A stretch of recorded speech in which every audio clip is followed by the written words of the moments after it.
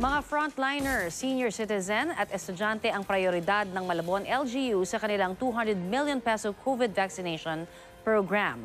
Yan at iba pang update sa COVID vaccination sa mga LGU sa Balitang Hatid ni Corinne Katibayan.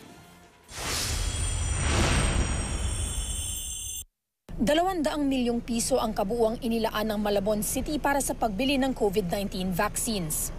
Target na mabakunahan ng LGU ang 20 hanggang 30% ng kanilang populasyon. Libre ang gagawing pagbabakuna. Ayon kay Malabon City Mayor Antolin Oreta III, prioridad ang medical frontliners, mga residenteng nagtatrabaho sa labas ng kanilang lungsod, mga matatanda at mga estudyante na vulnerable sa sakit.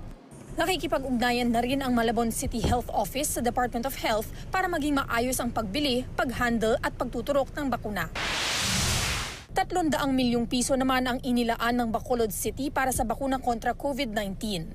Pumirma na ng multilateral at confidentiality agreement si Bacolod City Mayor Evelio Leonardia at kumpanyang AstraZeneca para sa advance order ng COVID-19 vaccines. May ilan ding pribadong kumpanya sa lungsod ang handang bumili ng bakuna para sa kanilang empleyado. Pati ang lokal na pamahalaan ng Legazpi City sa Albay naghahanda na rin para sa COVID-19 vaccines. 200 milyong inilaan nila para riyan. Ayon kay Legazpi Mayor Noel Rosal, target nilang mabakunahan ang lahat ng kanilang residente. Handa raw silang umutang para sa karagdagang pondo kung kinakailangan. Corinne Katibayan, GMA News.